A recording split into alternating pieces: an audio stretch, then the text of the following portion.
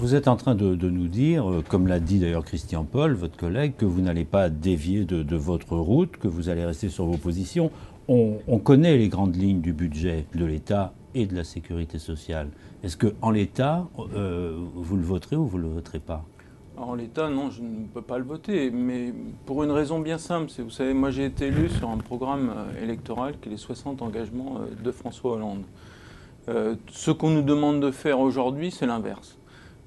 Alors si je pensais que c'était bon pour le pays, je serais prêt à réviser mon jugement et je serais prêt, comme vous le disiez, de manière inadaptée de la part de Bruno Le Roux en parlant de courage. Oui, j'aurais le courage de le faire si je pensais que c'était bon pour le pays, même si ça demande des efforts aux Français.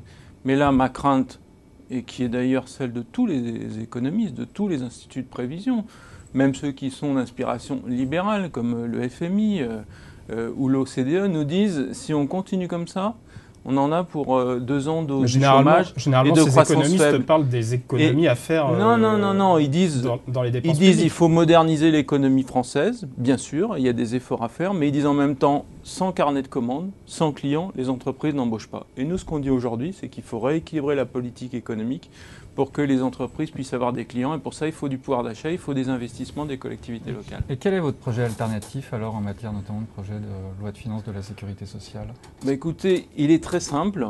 Il ne touche pas au déficit.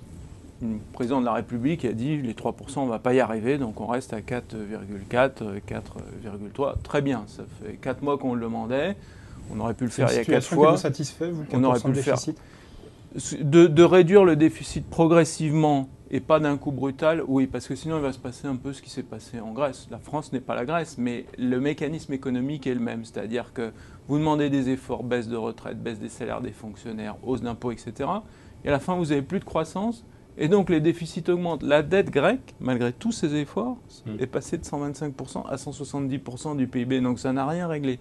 Et donc on dit, si on veut arriver à réduire les déficits et la dette, il faut de la croissance. Et il faut de la croissance, il faut y aller piano, comme disent les Mais on a un petit les peu Italiens. du mal à comprendre. Est-ce que c'est juste une question de curseur, un petit peu moins de dépenses ou un petit peu plus de prestations, ou est-ce que c'est un autre projet que le vôtre?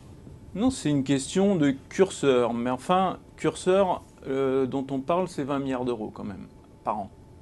200 milliards sur 10 ans. Qu'est-ce qui est prévu aujourd'hui dans le projet de budget? État plus sécurité sociale. 46 milliards de baisse d'impôts. 41 pour les entreprises, 5 pour les ménages. Nous disons, faisons moitié-moitié. Arnaud Montebourg avait d'ailleurs défendu une idée à peu près analogue. Vous savez, même s'il restait que 23 milliards entre guillemets pour les entreprises, ce serait 2 fois plus que ce qu'avait proposé Nicolas Sarkozy en son temps. Et si cet argent-là, ces 23 milliards, est concentré sur les entreprises qui en ont besoin, c'est-à-dire celles qui sont exposées à la concurrence internationale, et les PME, alors on pourra créer beaucoup plus d'emplois, on pourra améliorer beaucoup plus l'économie qu'avec tout cet argent. Et avec le restant, on peut soutenir le pouvoir d'achat des ménages et les investissements publics. Alors vous